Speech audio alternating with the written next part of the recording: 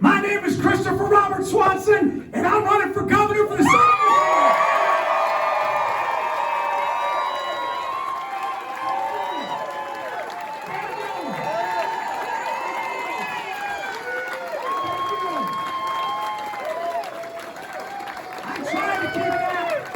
I tried to keep that a secret for 5 years. I tried. Now, one would ask, what drives somebody to want to be the governor? I get asked all the time. The AP asked, why? Well, let me just tell you, for 32 years, I have worked in an environment where I've seen most people at the worst part of their day. And I'm trying to find a way with all my colleagues to give them something to look forward to, something to feel justified and feel like they have a voice. The bottom line is, if you want to ask me why I'm running for governor, because I want to help people. That's it. That's it. It doesn't have to be complicated. I want to help people. And when I love doing it. When I talk about helping people, I knew this from a young age. When I was a little kid, you know this, Victoria. When I was a little kid, I knew that I was born to lead. I knew that I was there to just plow the fields, and whatever needs to be done, I'll take care of it. Leadership is preparing in your calm to perform in chaos. Leadership is finding solutions when you have seconds to make a decision. And that's what I've done with my career. I have chosen the role of leadership, which is a lonely road, but it's a worthy one. And the second quality is I knew as a growing up is I love to inspire. I've been a paramedic since I was 20 years old. And I knew when I'd go in front of an asthma patient, emphysema, and they couldn't breathe, and I would provide life-saving support for them to breathe, I would see life come back in their eyes. Because at that moment, and you felt this, nothing else mattered.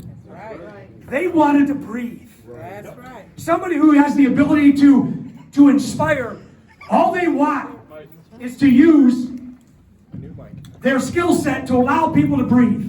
That's it. I want to lead and help people and inspire an entire generation in the state of Michigan. That's what I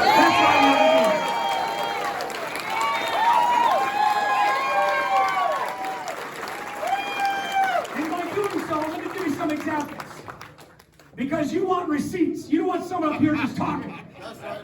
Give receipts. That's right. I knew when I was on the job for 30 days and a pandemic hit. And the role of the sheriff in Genesee County is also the emergency manager. And so in one day, Meals on Wheels ended, moms that needed diapers and formula, gone. We deployed the office of sheriff to fill the needs. You've got seniors that count one day to the next just to eat. But we didn't have the staff. We had people in the jail that we had to take care of. So you know what a leader does? A leader deputized 45 faith-based leaders, many of them are in the room, to just go into the community and help. I didn't know where their churches was, their mosques. I didn't care where they were. I just knew they had a heart for people. And you know what?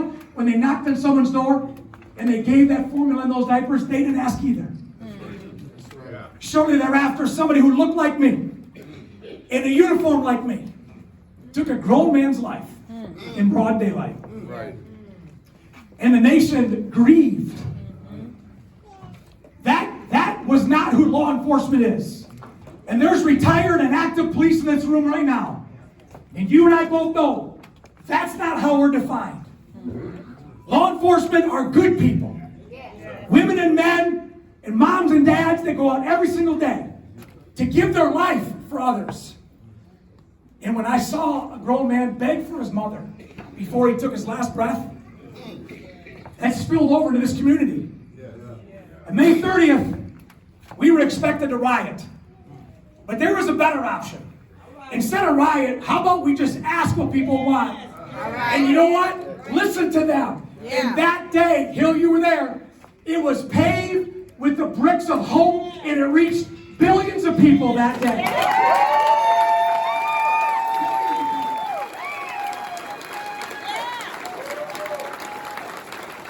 And I can tell you, when you have a message, you become a messenger. And I kept getting asked the question, What's next? What's next? And I can tell you, everybody in this room, although we may look different, come from different places, there are three things that bind us because we all have this in common. Right. There was a time where you were given grace and you didn't expect it. Yeah. You were given mercy and you didn't earn it. Yeah. And you and I have been given a second chance when we didn't see it coming. Yeah. And so in September of 2020, there's a catch basin of people who have generational poverty, generational incarceration, generational lack of literacy, generational addiction, and they're in jails across America. So I said, you know what we're going to do? We're going to build the working class. We're going to educate people in the jail. We're going to give them hope. I learned this as a graduate student in 1998. You want to know what reduces crime? Education, value, job training, and job placement. We launched that in September of 2020. Can I tell you this? Almost 5 years later, thanks to the UW and our building trades, it is now the national standard in jails in America.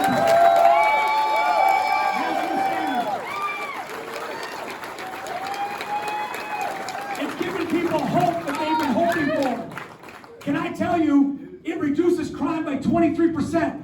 I don't know of another government program in my 32 years that reduces crime by 23%. So says Harvard, Brown, and Michigan. All right. Just giving people an opportunity. And let me just tell you, if that wasn't enough, we assembled the greatest hearts and operators the state has ever seen to battle the fight against human trafficking. They are in this room right now. For the last 6 years, they became experts at giving people a voice, setting people free. Those operators have arrested over 200 predators, have taught thousands of people of what to look for when you have a child. It has given people their freedom back. It is known as GHOST, and it is the national standard set right here in Genesee County.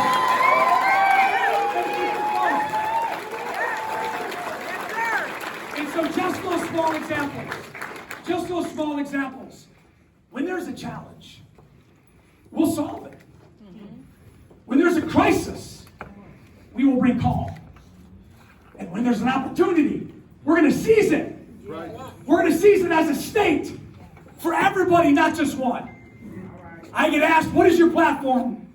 My platform is simple because it's always worked. I'm going to protect, I'm going to serve, and I'm going to unify. And can I tell you,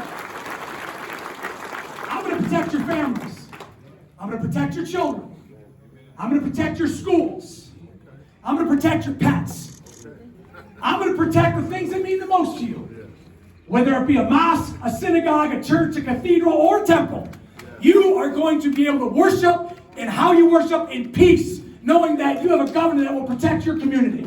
Yeah.